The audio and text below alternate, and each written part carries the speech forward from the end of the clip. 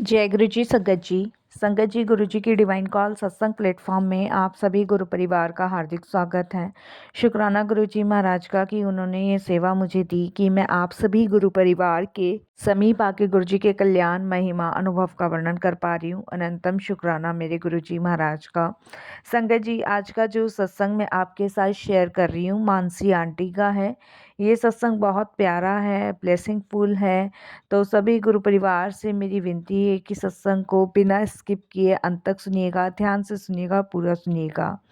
संगत जी, सत्संग के माध्यम से हमारे अनेकों सवालों के जवाब मिलते हैं, अनेकों दुख दर्द कष्ट रोग दूर होते हैं और सबसे बड़ी बात है संगत जी, गुरु जी की ब्लेसिंग्स प्राप्त होती है। गुरु जी महाराज कहते हैं कि सत्संग सुनने वाले का भी कल्याण, सत्संग करने वाले का भी कल्याण, दोनों का ही कल्याण होता है। और सत्संग हमें जब भी प्राप्त होता है जब गुरु कृपा होती है। तो हम सभी बड़े भाग्यशाली हैं कि हमें गुरु कृपा हुई है और सत्संग सुनने का सौभाग्य मिल रहा है। संगत जी, मानसी आंटी का जो सत्संग है ये सच में गुरु जी ने बहुत ब्लेस किया हुआ है इनको, इनकी फैमिली को। तो इन पे गुरुजी की असीम कृपा, असीम मेहर है। तो बहुत ही डिवाइन सत्संग है और जो भी इस सत्संग को सुनेगा, मैं गुरुजी से अरदास करती हूँ उसका भी कल्याण हो, उसके सारे सवालों के जवाब मिले, उसकी परेशानी दूर हो, उसके रोग दूर हो, उसके कष्ट दूर हो। तो यही मेरी अरदास है गुरुजी से। और संगत जी, अगर आप भी अपने सत्संग अनुभव शेयर करना चाहते हैं तो हिंदी में साफ राइटिंग में आप अपना सत्संग लिख कर हमारी जीमेल आईडी पर सेंड कर सकते हैं। हमारी जीमेल आईडी का लिंक डिस्क्रिप्शन बॉक्स में दिया गया है। और सत्संग आपको पसंद आता है तो आप सत्संग को ज़्यादा से ज़्यादा संगत में शेयर कीजिएगा, चैनल को सब्सक्राइब कीजिएगा और संगत जी वीडियो को ज़्यादा से ज़्यादा शेयर कीजिएगा और लाइक कीजिएगा और बेल आइकन दबाना बिल्कुल भी ना भूलेगा। जब भी कोई लेटेस्ट सत्संग आएगा उसका नोटिफिकेशन आपके पास आएगा। तो चलिए संगत जी, चलते हैं मानसी आंटी के सत्संग की ओर। सत्संग शुरू करने से पहले करते हैं गुरु जी का मंत्र जाप। ओम नमः शिवाय, शिव जी सदा सहाय। ओम नमः शिवाय, गुरु जी सदा सहाय। जय गुरु जी। संगत जी, मेरा नाम मानसी है और ये मेरा शुक्राना सत्संग है जो मैं शेयर कर रही हूँ गुरु जी की कृपा से, उनकी मेहर से। और आज जो गुरु जी ने मुझे मौका दिया है उसके लिए अनंतम शुक्राना। और संगत जी, सत्संग शेयर करने से पहले मैं गुरु जी का मंत्र जाप करूँगी। ओम नमः शिवाय, शिव जी सदा सहाय। ओम नमः शिवाय, गुरु जी सदा सहाय। संगत जी, जब से गुरु जी महाराज मेरे जीवन में आए हैं उन्होंने मुझे जीना सिखाया, उन्होंने मुझे हिम्मत दी, मुझे हौसला दिया, उन्होंने अपनी ब्लेसिंग्स दी, अपना प्रेम दिया, अपना आशीर्वाद दिया, अपने होने का एहसास दिलवाया और उन सभी परेशानियों से बाहर निकाला जिसमें मैं बहुत टाइम से संगत जी जूझ रही थी।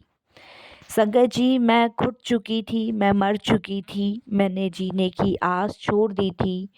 शायद इसके पीछे का सबसे बड़ा कारण मेरे खुद के परिवार वाले थे, मेरे पापा थे और मेरा बड़ा भाई था। संगत जी, हम 3 बहन भाई हैं। मेरी सबसे बड़ी सिस्टर है, फिर मेरा बीच का भाई है और फिर संगत जी मैं हूँ।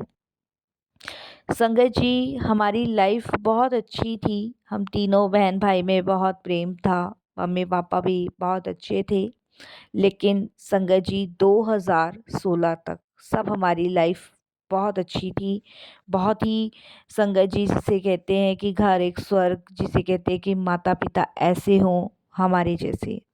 लेकिन 2016 के बाद जीवन ने एक ऐसी करवट ली कि जिसकी हमने कभी कल्पना नहीं की थी। संगत जी, 2016 में मेरे पापा ने मेरी दीदी के लिए एक रिश्ता ढूंढने की कोशिश करी और ढूंढते ढूंढते उनको एक रिश्ता भी मिला। और संगत जी, लड़के का नाम कपिल था, उनकी मदर थी और उनकी दादी थी। उनके घर में संगत जी यही फैमिली थी। उनकी सिस्टर थी जो कि संगत जी उनकी शादी हो गई थी, बैंगलोर शिफ्ट थी, तो लड़का भी अच्छी जॉब करता था। तो जब पापा ने ये रिश्ता दीदी के लिए ढूंढा तो सभी लोग बड़े खुश थे और दीदी भी बहुत खुश थी कि चलो अब एक नया घर मिलेगा, नई ज़िंदगी मिलेगी। तो बहुत खुश थे हम लोग, बहुत ही खुश थे। 2016 में अगस्त के महीने में संगत जी दीदी की गोद भराई हुई और सितंबर में हमने रिंग सेरेमनी भी की और संगत जी अंगूठियाँ एक दूसरे को दीदी और जीजा जी ने चेंज भी की। सब कुछ नॉर्मल था, सब कुछ बहुत अच्छा चल रहा था। संगत जी शादी की डेट भी निकल चुकी थी और संगत जी नवंबर में शादी रखी गई थी दिवाली के बाद।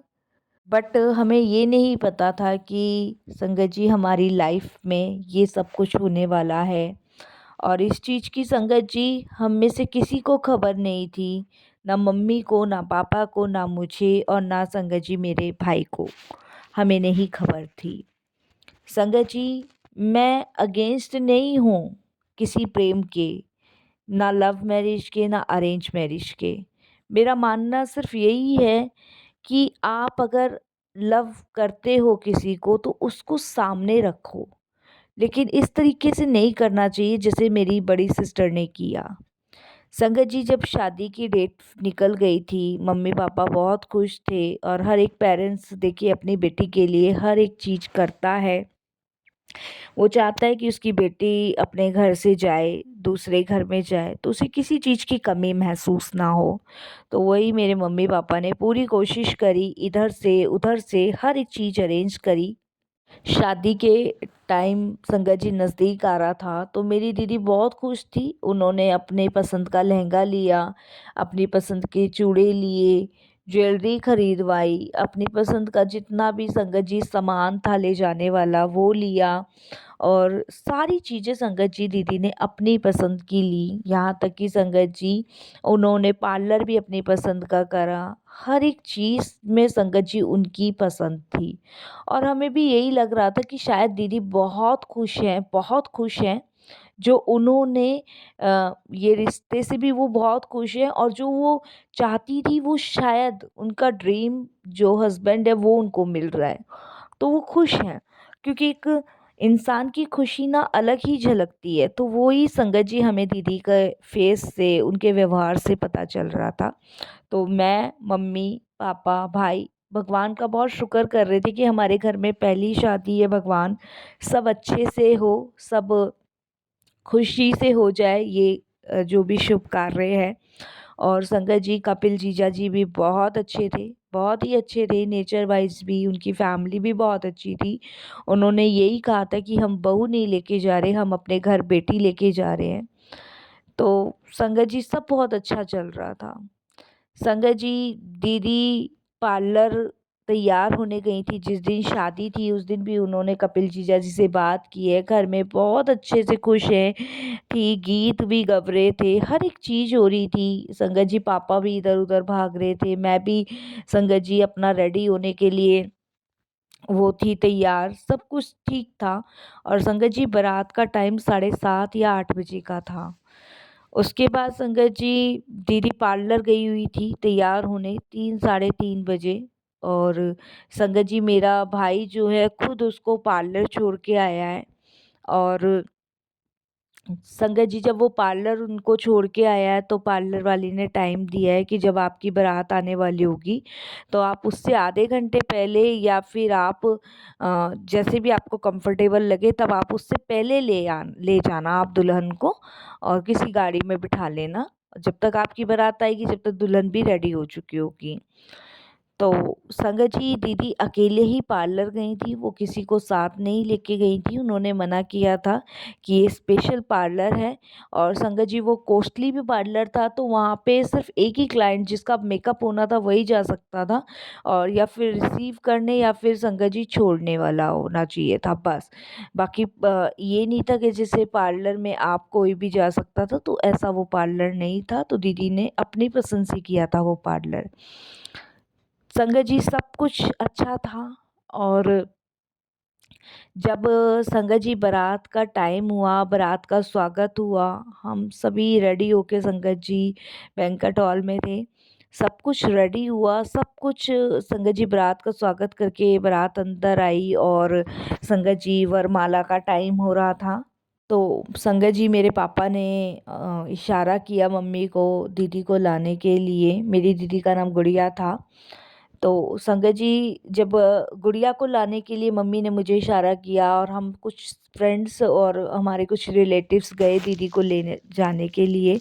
भाई को पूछा दीदी को ले आए, तो भाई ने कहा कि मैंने किसी को भेजा हुआ है। तो सबने कहा कि अभी तक आई नहीं गुड़िया कि नहीं। तो संगत जी हम लोग पार्लर लेने गए दीदी को। तो वहाँ पार्लर वाली ने कहा कि मैं तो कब से आपकी सिस्टर को फ़ोन कर रही हूँ, वो तो पार्लर में आई थी और बोल के गई थी कि उनको कुछ ज़रूरी काम है, वो बस अभी 10 मिनट में आ रही हैं। जब से वो पार्लर में आई ही नहीं है और हमें लगा कि शायद भाई आएंगी, अब आएंगी, और अभी तक तो आई नहीं है। संगत जी उसके बाद सब घबरा गए क्योंकि सारा सामान पार्लर के अंदर था और उन्होंने पार्लर वाली ने हमें सामान भी दिया। हमने दीदी के पास कॉल भी किया, दीदी का फ़ोन स्विच ऑफ था। हम बहुत घबरा रहे थे, बहुत ही ज़्यादा घबरा रहे थे। और संगत जी बस हमें कुछ समझ नहीं आ रहा था कि दीदी कहाँ गई, कहाँ नहीं गई, कुछ नहीं समझ आ रहा था। तो संगत जी पार्लर वाली ने कहा कि उनका सामान तो यहीं पे रखा हुआ है, वो तो बस यही कह के गई थी 10 मिनट में मैं गई, 10 मिनट में आई और अभी तक नहीं आई हैं। संगत जी जब हमने उनका जो सामान था उसमें चेक किया तो उसमें हमें एक लेटर मिला और उस लेटर में संगत जी उन्होंने साफ सीधे शब्दों में लिखा था कि वो किसी लड़के से प्यार करती हैं और उनकी हिम्मत नहीं थी मम्मी पापा को ये बात कहने की और उनके पास कोई चारा नहीं था ऐसे जाने का। तो इसीलिए वो अ, अपना जो घर है वो छोड़ के जा रही हैं और आप लोग अपने आप का ध्यान रखिएगा, घबराइएगा नहीं। और मैं जिस लड़के से प्यार करती हूँ मैं उसके साथ बहुत खुश हूँ, मैं अपनी नई दुनिया बसाने जा रही हूँ, तो आप लोग मुझे आशीर्वाद दीजिएगा। ये सब संगत जी जब हमने उस खत में पढ़ा तो संगत जी हमारे पैरों तले ज़मीन खिसक गई। बारात दरवाजे पे थी और दीदी जा चुकी थी। मैं, मेरा भाई, इतना संगत जी हम लोग परेशान हुए। अब हम ये सोच रहे थे कि पापा को ये बात कैसे बताएं। संगत जी हम पंडाल में आए, सब लोग इंजॉय कर रहे थे, कोई कोई दावत खा रहा था और कोई संगत जी इस शादी को एंजॉय कर रहा था। जब संगत जी पापा ने मम्मी को कहा तो मम्मी मेरे पास आई। मैं भाई बहुत परेशान थे, उदास थे। तो मम्मी ने पूछा तो संगत जी हमने मम्मी को वो लेटर दिया, मम्मी ने पढ़ा, मम्मी पापा को ले गई। सारे रिलेटिव्स को ये बात पता चली और संगत जी उस टाइम आप यकीन नहीं मानेंगे, पापा का तो संगत जी बहुत बुरा हाल था। वहाँ पापा को हार्ट अटैक आया, हॉस्पिटल एडमिट किया गया। बारात वापस लौटाई गई। कुछ रिश्तेदारों ने कुछ बातें की, कुछ रिश्तेदारों ने कुछ बातें की। इस तरीके से संगत जी बहुत ज़्यादा हम लोगों की इंसल्ट हुई, बेइज्जती हुई।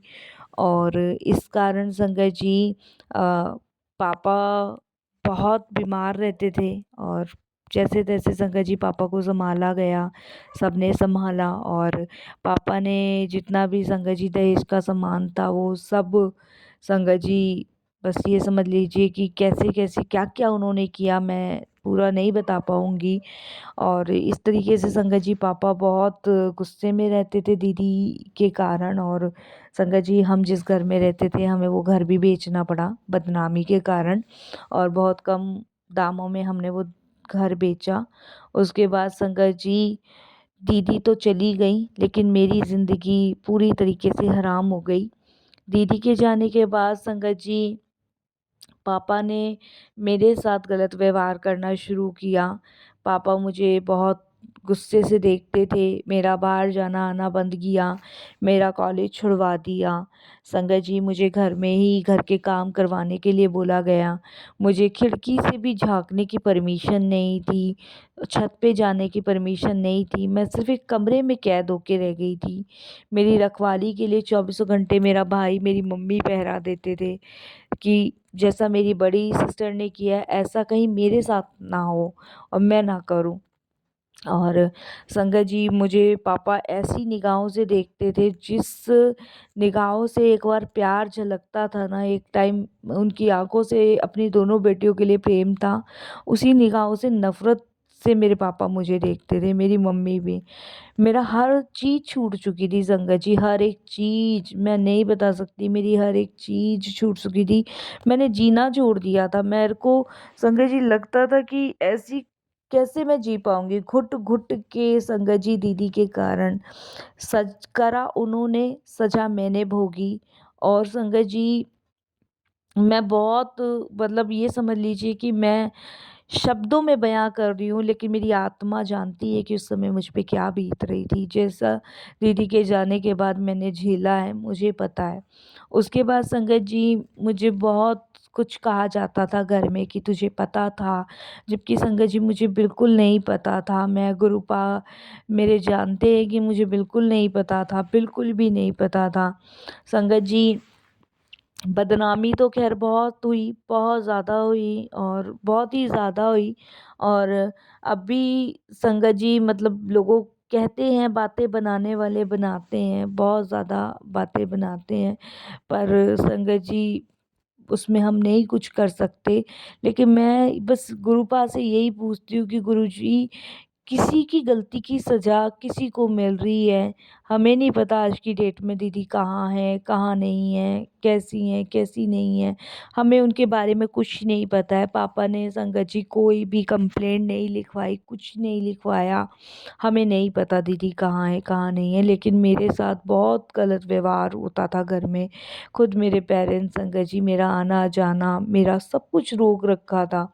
यहाँ तक कि संगत जी किसी से बात भी नहीं करने दी जाती थी, ना किसी रिश्तेदार से, कुछ भी नहीं, कुछ भी नहीं। संगत जी मेरे से फ़ोन वग़ैरह सब छीन लिया गया था, सब कुछ।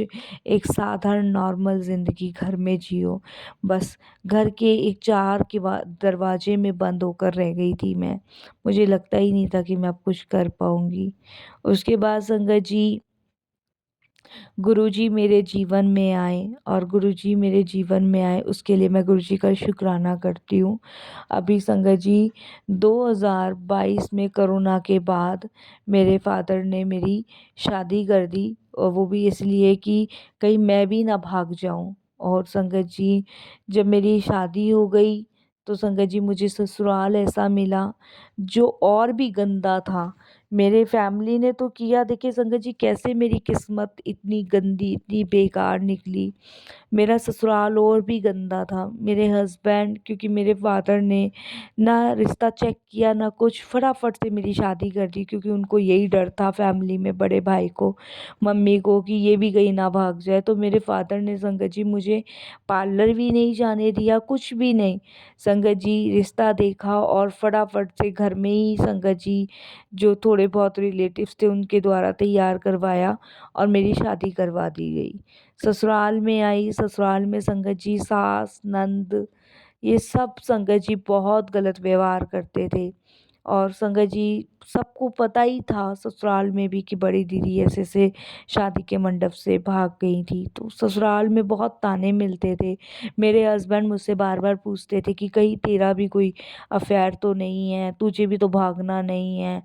और संगत जी बस यहाँ पे ये था कि यहाँ मैं गुरुजी से जुड़ गई थी।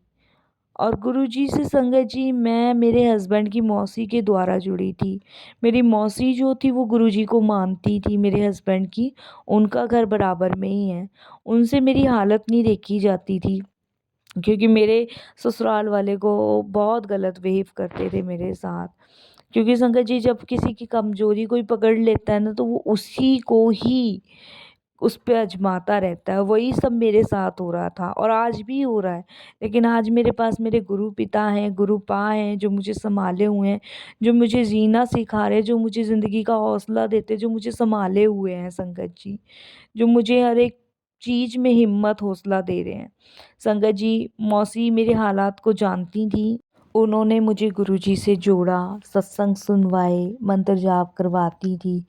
और संगत जी वही अपने फ़ोन से मुझे गुरु जी के सत्संग, गुरु जी का मंत्र जाप, गुरु जी के बारे में बताती थी। और संगत जी मैं गुरु जी से जुड़ी हूँ, गुरु जी के सत्संग सुनती हूँ, मंत्र जाप सुनती हूँ। मैं गुरु जी के बड़े मंदिर नहीं गई संगत जी अभी तक। संगत जी जब मौसी घर पे आती हैं तो मुझे सत्संग अपने फ़ोन से ही सुनाती हैं, और ये सत्संग भी मैं लिख कर मौसी को दे रही हूँ ताकि वो मेरा ये सत्संग शेयर करवा सके, क्योंकि मेरे पास अभी कोई फ़ोन नहीं है, ना शायद मेरे पास कभी होगा। लेकिन मैं गुरुजी से जुड़ गई हूँ तो गुरुजी के बारे में, गुरुजी के सत्संग सुनने मुझे बहुत अच्छे लगते हैं, और मैं गुरुजी से यही अरदास करती हूँ कि गुरुजी मेरा ये सत्संग शेयर हो ताकि मैं इस सत्संग को मौसी के फ़ोन से सुन सकूं। और संगत जी गुरुजी महाराज से जुड़ने के बाद वो मुझे हिम्मत देते हैं, हौसला देते हैं, और उनसे जुड़ती चली जा रही हूँ संगत जी। मुझे लगता ही नहीं है कि मेरी ज़िंदगी में कोई गम है। मुझे साथ अब कोई भी कैसा भी भद्र व्यवहार करता है मुझे कोई फ़र्क नहीं पड़ता। मेरे पेरेंट्स मुझे नहीं बुलाते हैं। उन्होंने एक बार शादी करके बिल्कुल त्याग ही दिया है। अब यहाँ ससुराल में पति भी है संगत जी, बहुत मारते पीटते हैं। लेकिन सब गुरुजी के हवाले मैंने छोड़ रखा है।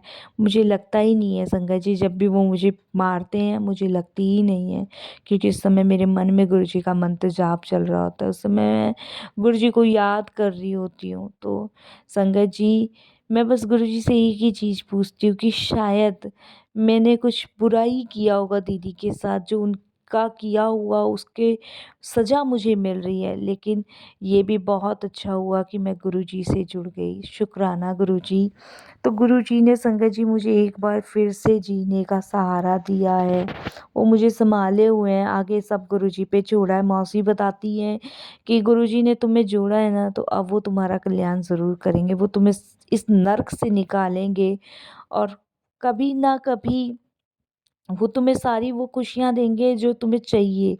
मौसी भी मजबूर है संगत जी, वो भी मेरे ससुराल वालों को कुछ नहीं कह सकती हैं, क्योंकि मेरे मौसी के जो हस्बैंड है वो भी नहीं है, बच्चों ने उन्हें छोड़ दिया है, तो वो भी अपनी बहन के ही मतलब मेरी सास के ही संगत जी ऊपर डिपेंड है, तो इसलिए वो भी शांत ही रहती हैं। वो मेरे मामले में कुछ नहीं बोल सकती, लेकिन वो फिर भी मुझे गुरुजी से जोड़ती हैं, क्योंकि वो बहुत पूजा भक्ति करती हैं, गुरुजी को बहुत मानती हैं।